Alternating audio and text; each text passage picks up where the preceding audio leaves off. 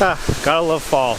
Well, the leaves have really come down now. There was a big windstorm the other day, so lots of leaves coming down, so I guess it's officially fall, which means winter is nearby, and I'm not that excited about winter. I don't want to talk about the weather. Today I want to talk about stock photography. Stock photography, it's a great way to see how your work is progressing.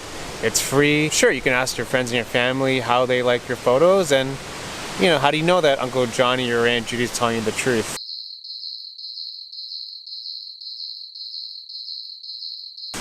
You don't know for sure. So for me, stock photography is a great way to have your work graded, and it's non-biased, and I'm going to show you my process. I know what you're thinking. You're going to get rich when you upload a stock, and you don't. I think I make about 10 cents an image, or a quarter an image US, so I think I've made maybe $1.25 US or something. So it's not about the money, it's more about being educated. Oh yeah, we gotta change the clocks. Daylight savings time is over. Okay guys, I'm gonna throw you into my computer. I use two stock sites, one being Shutterstock and the other being Adobe Stock. I don't want to make this video too long, so I'll just go through my process with Shutterstock, and you can apply it to Adobe Stock and any other kind of stock sites that you can find online. This video is not supposed to discourage you. It's again being educated.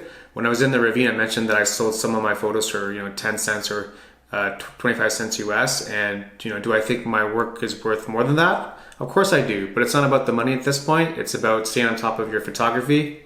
I've had lots of cases where I think I had excellent photos and I put them through a stock site and they come back rejected. So it's always a good tip to have your work verified by a third party, non-biased, to see where you really are with your photography. I also realized there's kind of an echo in this room, so apologies. I can see why people on YouTube have their own studio. I mean, it does make a difference. So hopefully it's not bothering you guys too much.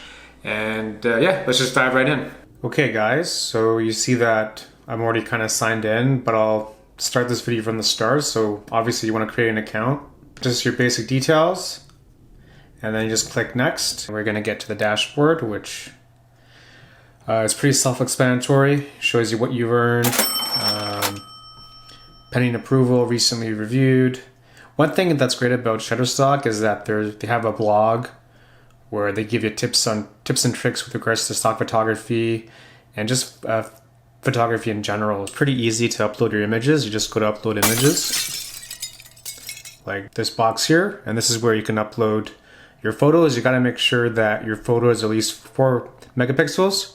If it's less than 4 megapixels, it won't take the photo.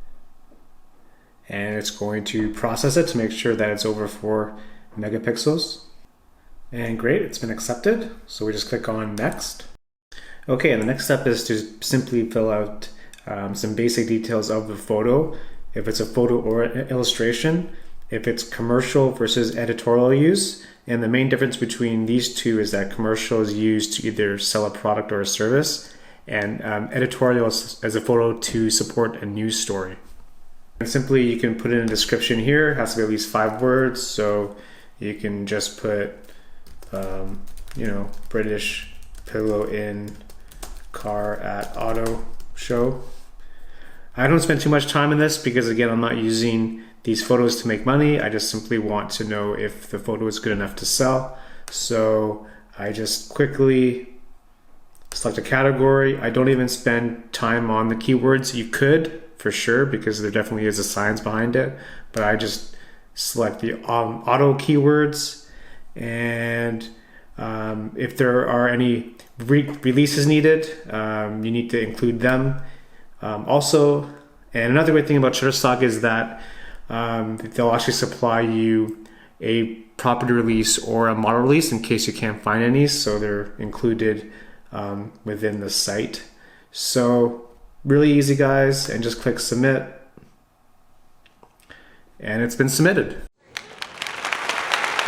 A little tip that I do, even when I know that I need a model release phone, for example, I still put the photo through the stock site, because if all that comes back flagged is the form, then I know that the photo is technically good enough to sell. So if you want to sell that image, then you would have to go back to that person or to that property manager to have the form signed, but at least you know that the photo itself is good enough to sell. Now the process for Shutterstock to go through your photos is pretty quick. It's within 5 days.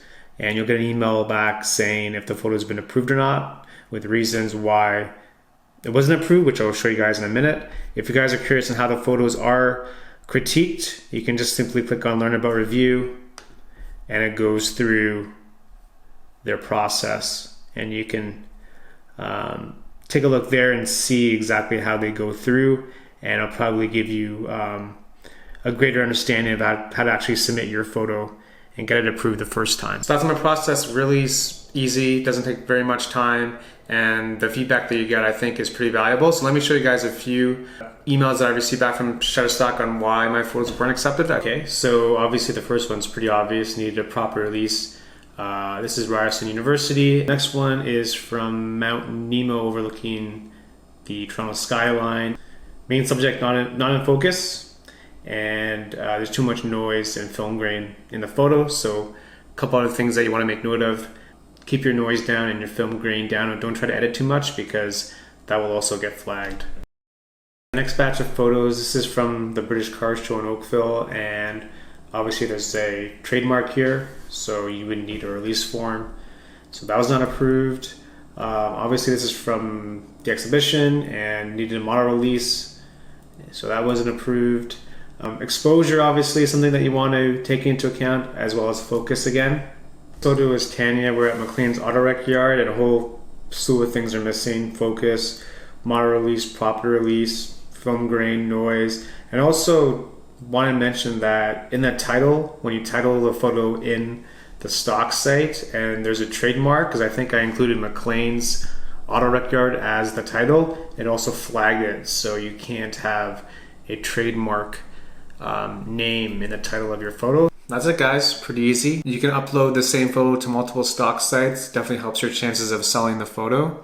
And one thing that I wish that at least Shutterstock would show is who actually bought the photo, because I think it'd be cool to know who actually bought your image. Anyways, hopefully this video gave you a little bit of insight into stock and maybe inspired you to create an account and see what you can sell and learn. I think it's all part of the fun of photography. I'm going to call this an episode.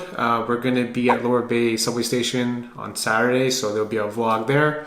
So stay tuned. If you like this video, please subscribe, and I'll see you next time. Thanks for watching. Peace.